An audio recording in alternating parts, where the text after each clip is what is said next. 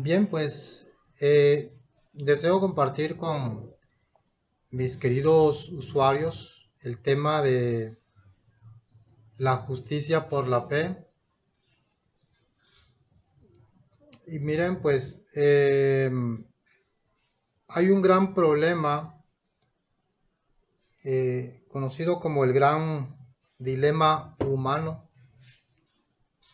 Es la gran necesidad de la humanidad por ser salvos. Claro que llegar a la conciencia de que necesitamos ser salvos lleva un proceso. Es allí donde interviene la obra del Espíritu Santo, la predicación del Evangelio,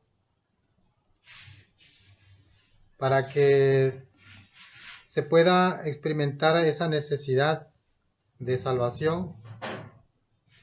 Y miren que muchas veces, inclusive personas que ya estamos dentro de la iglesia, aún no hemos experimentado, llegado al punto de tener esa vivencia, de una necesidad desesperada por asegurarnos la salvación por medio de el único nombre en el cual podemos ser salvos. Ese nombre es el nombre de nuestro Señor Jesucristo. Y sigue siendo una situación bastante eh, descuidada el tema de la justicia por la fe, a pesar de que se ha escrito tanto al respecto y que en teoría pues ya lo conocemos. Eso habría que analizarlo. Romanos capítulo 1, versos 16-17. Porque no me avergüenzo del Evangelio, porque es poder de Dios para salvación a todo aquel que cree, al judío primeramente y también al griego. Porque en el Evangelio la justicia de Dios se revela por fe y para fe, como está escrito, mas el justo por la fe vivirá. Romanos capítulo 1, versos 16-17.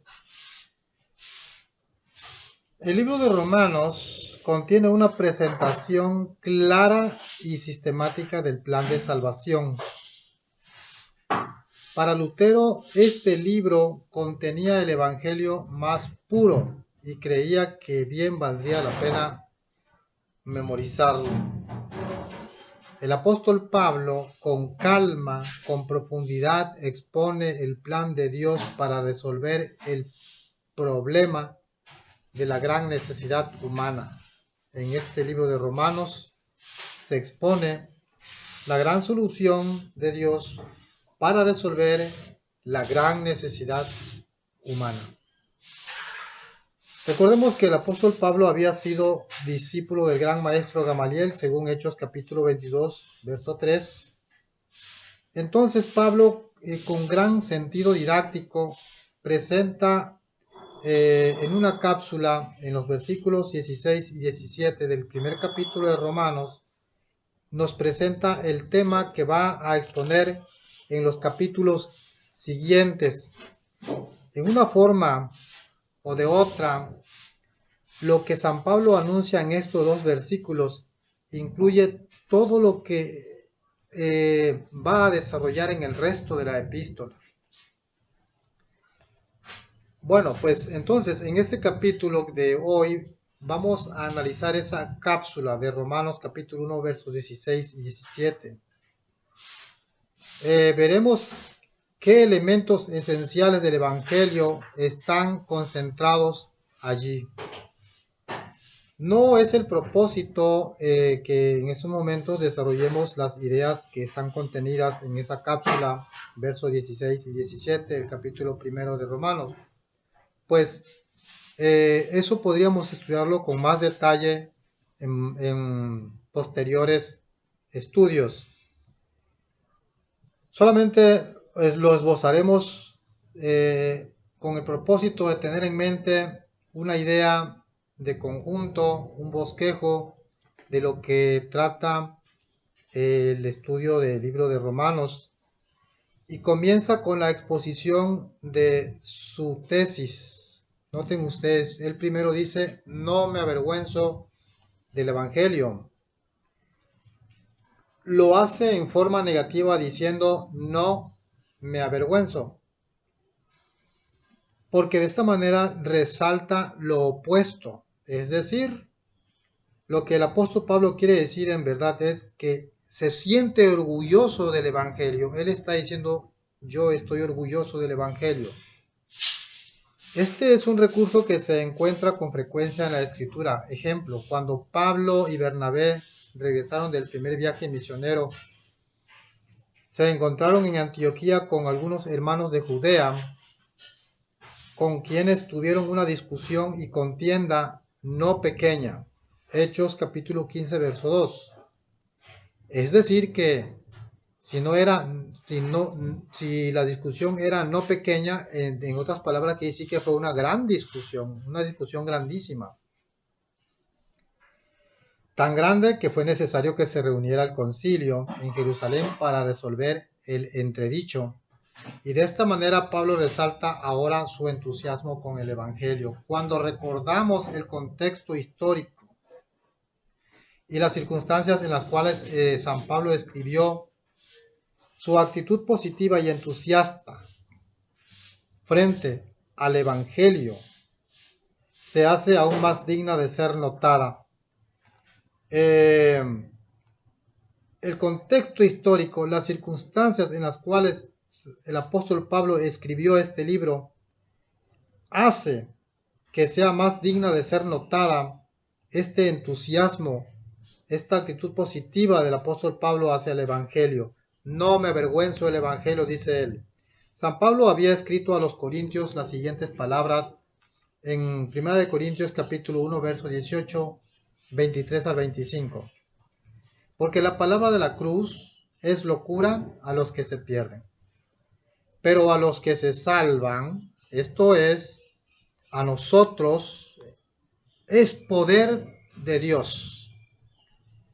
Pero nosotros predicamos a Cristo crucificado, para los judíos ciertamente tropezadero y para los gentiles locura, mas para los llamados, los que se salvan, el Evangelio de Dios, tanto así para judíos como para griegos, Cristo, el Evangelio de Cristo, es poder de Dios y sabiduría de Dios. Roma, donde se encontraba la iglesia a la cual iba dirigida la epístola a los romanos, Roma, la sede del imperio, era donde se concentraban las fuerzas políticas e intelectuales de los tiempos de Pablo. Él sabía que para muchos lo que él escribiría, la historia de un hombre crucificado como la esperanza del mundo, sería ridiculizada. El apóstol está intimando que el evangelio del cual él les va a hablar reclama la entrega total del corazón, una entrega sin reservas, aún a riesgo del ridículo y la persecución.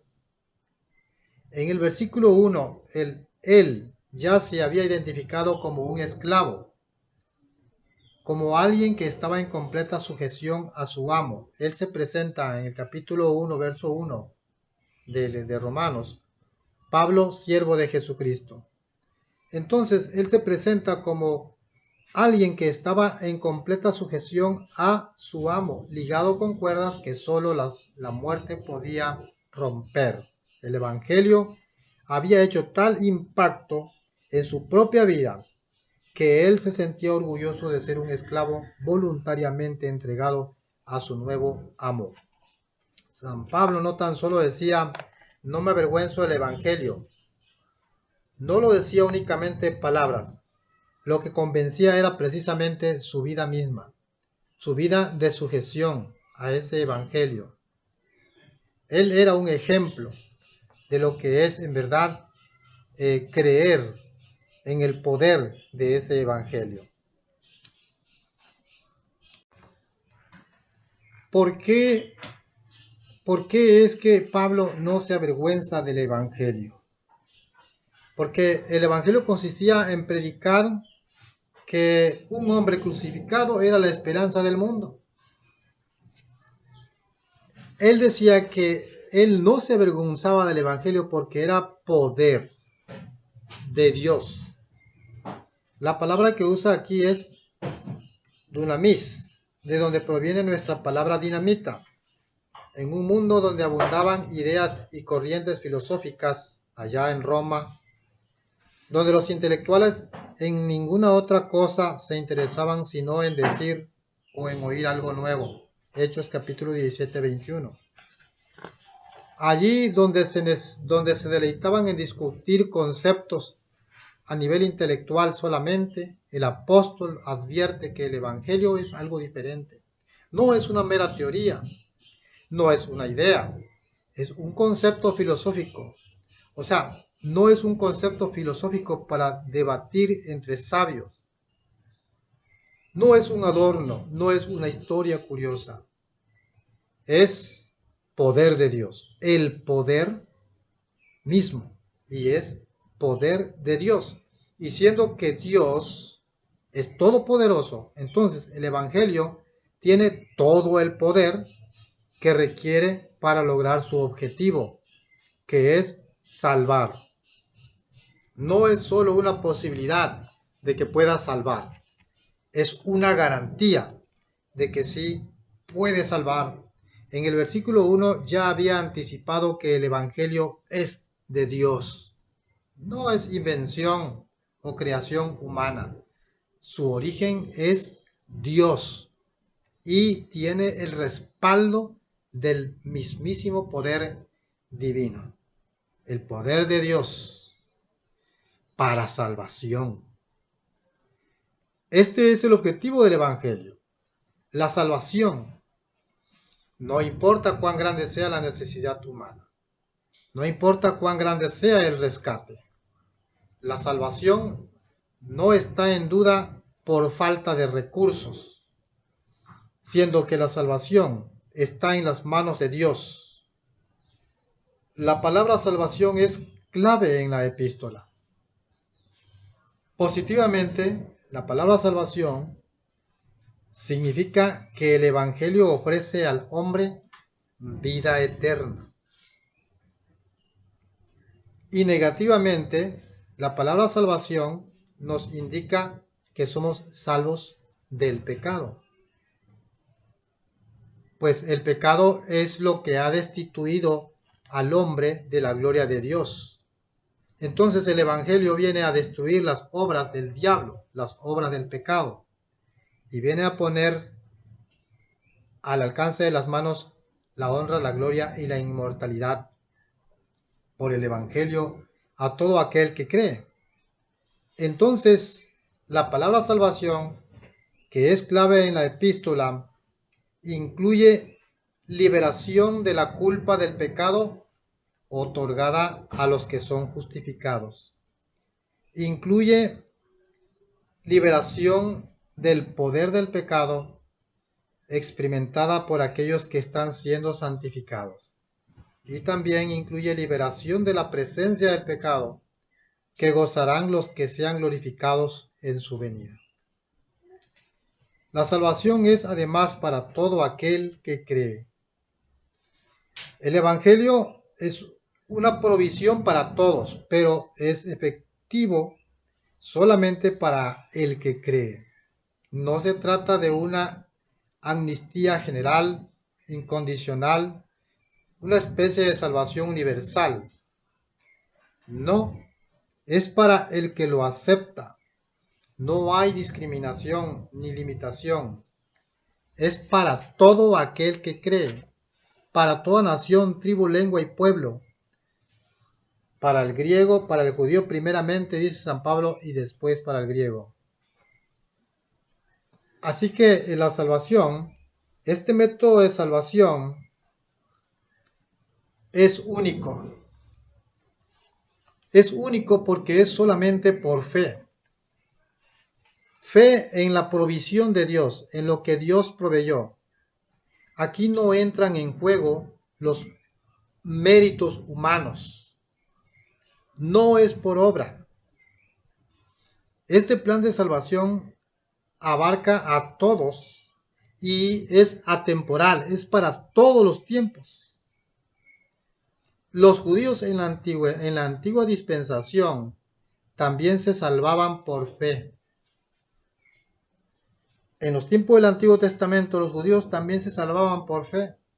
Los israelitas se salvaban por fe en lo provisto por Dios. Aunque todavía esos acontecimientos señalaban al futuro, a un cumplimiento futuro, pero por fe aceptaban la provisión hecha por Dios. Por la fe en lo provisto por Dios, ahora que el Evangelio se extiende a los gentiles en la nueva era, el método de Dios para salvar sigue siendo el mismo.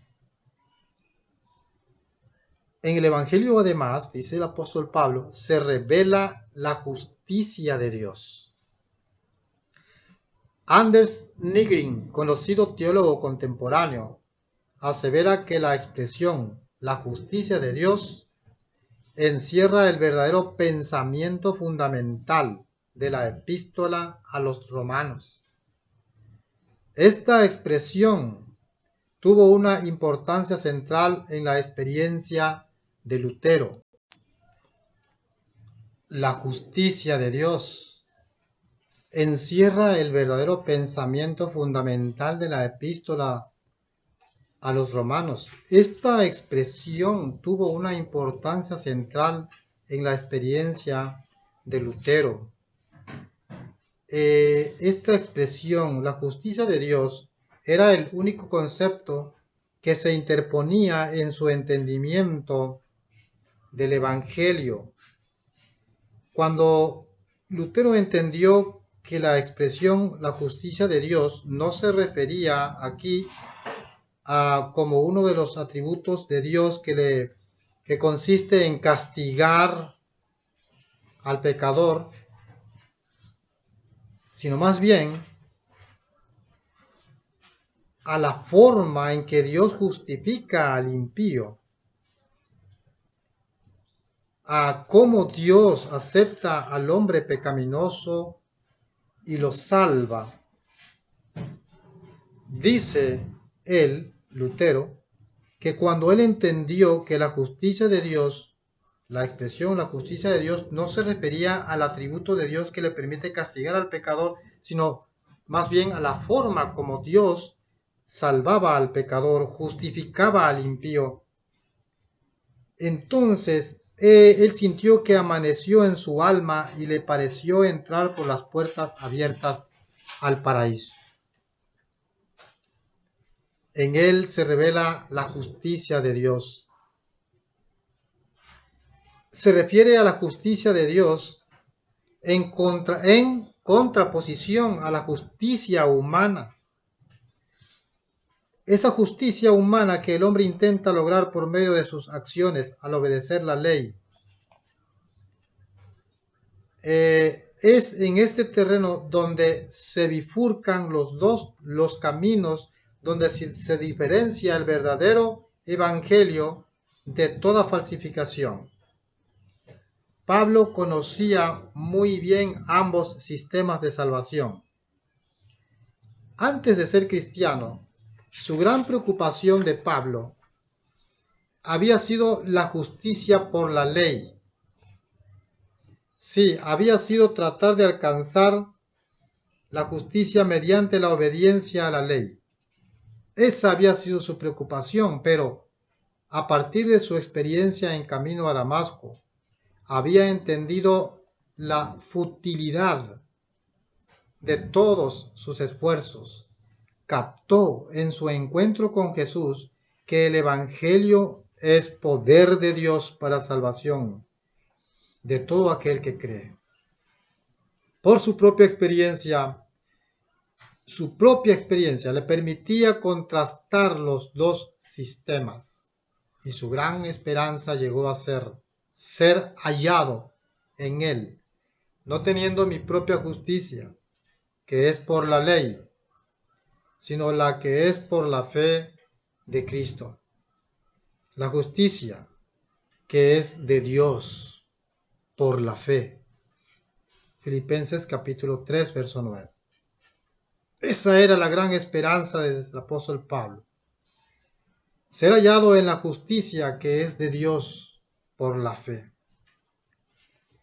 El problema con el pueblo de Israel, dice el apóstol, radicó precisamente en este punto, en este hecho. Porque el pueblo de Israel, ignorando la justicia de Dios, al igual que Lutero, esa expresión, la justicia de Dios, no la entendieron en el sentido correcto. Y debido a eso, ignoraron la justicia de Dios y procuraron establecer la suya propia. De ese modo, no se han sujetado a la justicia de Dios. Fallaron en entender el concepto. Parece que eso nos suena un poco familiar hoy. Cuando una persona yerra y no ha entendido este concepto de la justicia de Dios que se revela en el Evangelio, sino que sigue entendiendo que es por sus obras de obediencia a la ley como ha de alcanzar la salvación. Las personas que tienen ese entendimiento erróneo, cuando cometen un error, se condenan a sí mismas, sienten que han fallado, no tanto que le han fallado a Dios, sino que han fallado ellos y se condenan a sí mismos. Cuando Dios dice, ni yo te condeno, vete y no peques más, y el que a mí viene no le echo fuera. Ese es el poder de Dios. San Pablo fue transformado en un encuentro nada más con el autor de esa eterna salvación, Cristo Jesús, en su camino a Damasco. Y él pudo experimentar por experiencia propia, contrastar los dos sistemas, y su gran esperanza era ser hallado en la justicia de Dios por la fe y no en la justicia de él mismo mediante las obras. Entonces el pueblo de Israel falla en entender la justicia de Dios revelada en el Evangelio según nuestro Señor Jesús. Entonces el concepto de que la justicia de Dios se recibe por la fe es otra vez enfatizado. Ya lo había hecho en el versículo anterior. A todo aquel que cree. Ahora agrega, por fe y para fe. Esta expresión es traducida en otra versión de la siguiente manera. La justicia de Dios se revela en el Evangelio por fe de principio a fin. No se logra por méritos humanos y concluye la presentación con una cita del Antiguo Testamento. Hago un alto aquí. La justicia de Dios se revela por fe desde el principio, por fe en el proceso y por fe en la parte final. El apóstol es cuidadoso al enfatizar que el Evangelio no es una novedad descubierta en el tiempo de él, sino que este mismo Evangelio estaba contenido en la escritura misma que los judíos veneraban y con frecuencia memorizaban. Por eso Jesús les dijo, ustedes creen que estudian las escrituras porque creen que en ella encontrarán la vida eterna. Y la escudriñaban, pero no pudieron entender. Y Jesús les dijo, pues bien, ellos dan testimonio de mí, pero no queréis venir a mí para que tengáis vida. Fallaron en entender el concepto, como hasta hoy dice el apóstol, todavía les queda el velo. Ya había dicho el apóstol Pablo que era tanto para judíos como para gentiles este evangelio. Ahora enfatizaba que es el mismo mensaje de justicia de Dios antes de la cruz y después. Ya estaba escrito este evangelio que revelaba la justicia de Dios. estaba escrito, y el apóstol Pablo cita a Habacuc 2:4, donde dice, el justo por la fe vivirá. Esto es, o sea, esto significa, el que es justo por fe vivirá. En ocasiones, cuando yo escucho en pláticas o en predicaciones que citan este texto de Habacuc, capítulo 2, verso 4, muchos predicadores o laicos usan la expresión siguiente: el justo por la fe vivirá, dando a entender como que una persona es justo antes de la fe. Dicen, el justo por la fe vivirá, o sea, ya era justo, pero seguirá siendo justo mediante la fe. Pero el apóstol Pablo más bien dice que en el Evangelio de Dios la justicia de Dios se revela por fe y para fe. O sea, llegamos a ser justos por la fe. Llegamos a mantenernos justos por la fe. Y llegaremos a ser glorificados por la fe.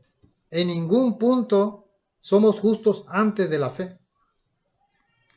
Entonces, el énfasis no es vivir por fe, sino que es una referencia directa a justificación por fe. No es vivir por fe, sino justificados por fe.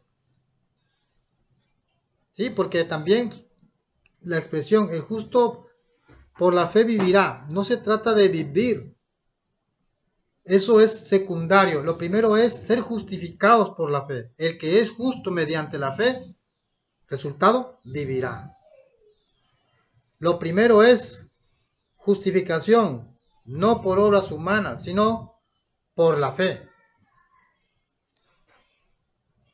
El que acepta por fe la justicia de Dios, entonces recibe la justificación. Los judíos habían perdido de vista la verdad fundamental de que la salvación es por fe en la justicia divina. Qué irónico. El pueblo que había recibido los oráculos, la promesa, no entendió esa verdad fundamental de que la salvación es por fe en la justicia divina, y habían caído en un árido formalismo. Hacia allá es donde conduce el no entender o la abundancia de ignorancia, porque la escritura dice ignorando la justicia de Dios. Ellos eran abundantes en ignorancia. Pero se creían ser sabios. Entonces, el apóstol va a combatir enérgicamente este concepto como lo opuesto a las buenas nuevas de la gracia de Dios. El formalismo árido, que se fundamenta en las obras externas, ignorando la justicia de Dios, se contrapone a las buenas nuevas del Evangelio, las buenas nuevas de la gracia de Dios. Y en este libro el apóstol Pablo va a exaltar la obra redentora de Dios en Cristo, una grande salvación como la única solución al problema del pecado.